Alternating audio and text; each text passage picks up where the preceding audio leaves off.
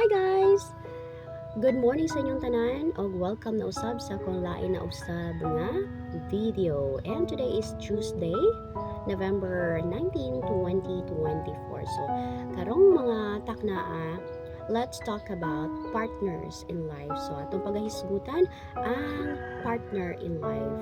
Okay, so sa mga binuhat din ha, nga nahimamat na ang ilang mga partner, mga pugihan, mga madiskarte, batasan, wow na wow sa inyo ha. Swerte kaayo mo nakahimamat mo o usa ka binuhat nga sa Manila.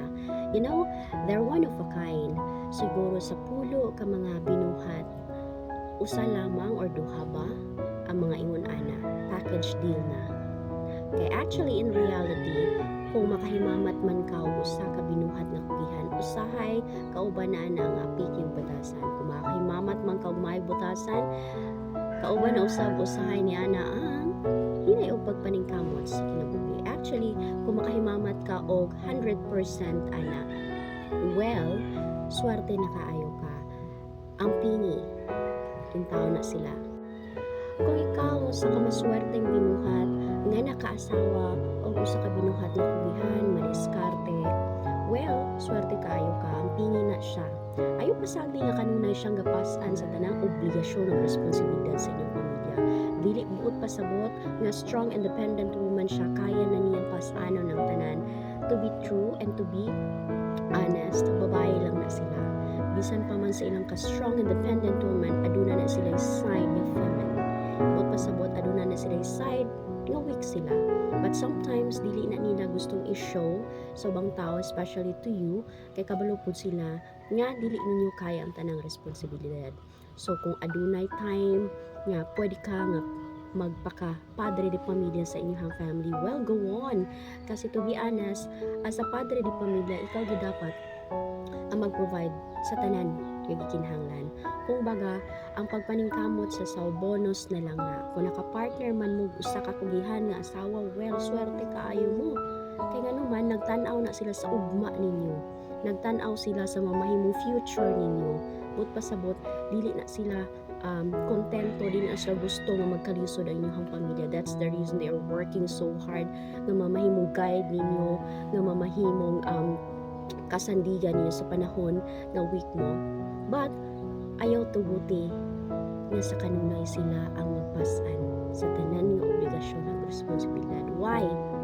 Sometimes, sa sobrang kabisi na pagpaningkamot aron ihatag ang tanan sa inyong pamilya, sometimes nakalimot na sila sa pag-build o pag-renew sa gugma nila.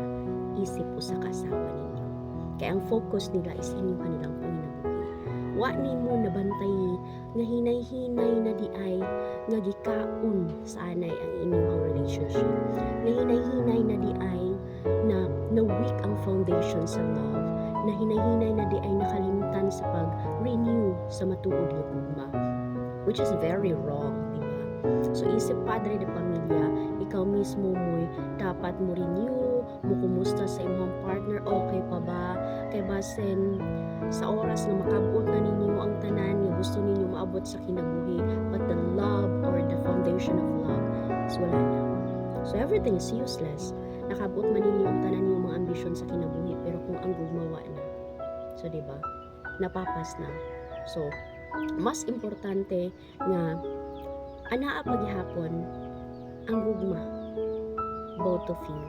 Kay kung sa oras man nga makabuot ninyo tanan ninyo mga giambisyon sa kinabuhi, you know to yourself na both of you are there for each other in that successful day. Mong ayaw tuguti mga partner nga kanunay lang inyong mga asawa may gapasan sa tanang obligasyon o responsibilidad, kay basin wa ninyo nabantayin ang foundation sa love, hinay-hinay ng gikaon sa anay.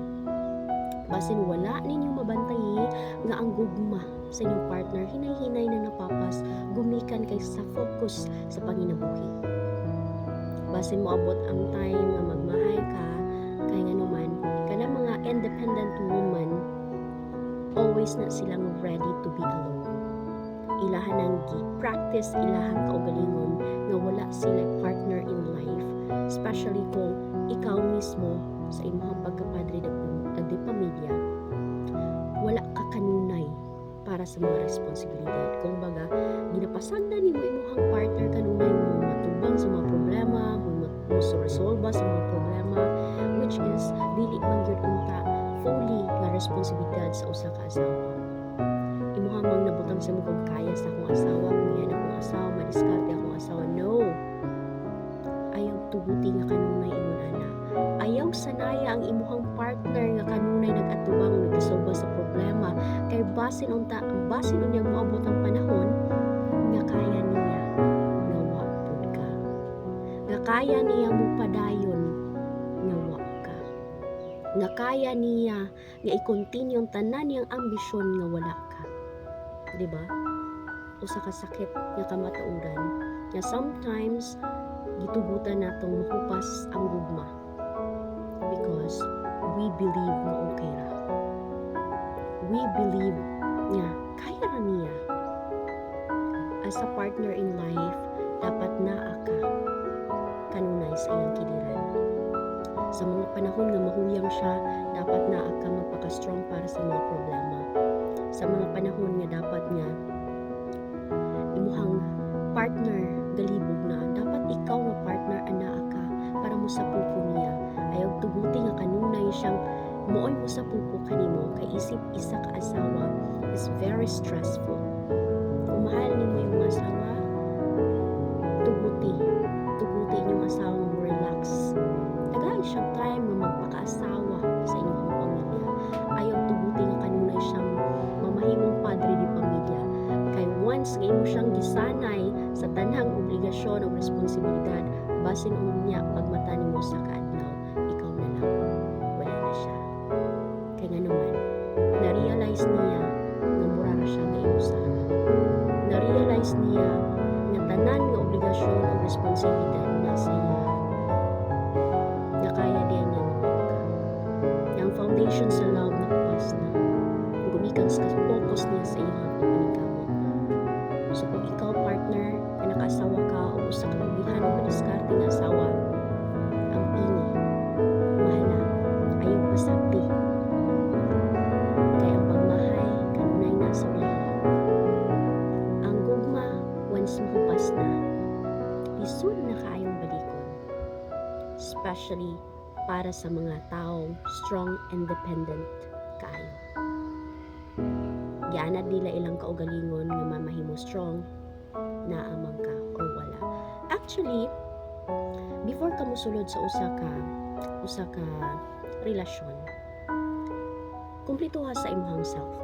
Complete yourself before you will get into a relationship.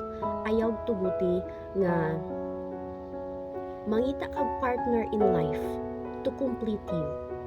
Kaya nga naman, pag moabot nga time nga wa na siya sa imong kiliran, totally mahugno ang kalibutan para nimo. So first thing is that love yourself, complete yourself before you will find partner in life so that you can still continue your life with or without that person.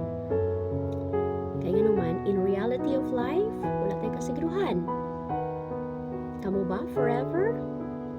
Kaya walay maglungtad aning kalibutan na. Kung aduna may permanent, that is change. Wala ta kahibalo sa mamahimong mahitabo in the future. Mo na ang tanan nga mga learners nga naa ka karon, grab it. Those things will make you a strong, independent woman. Thank you so much for today. Have a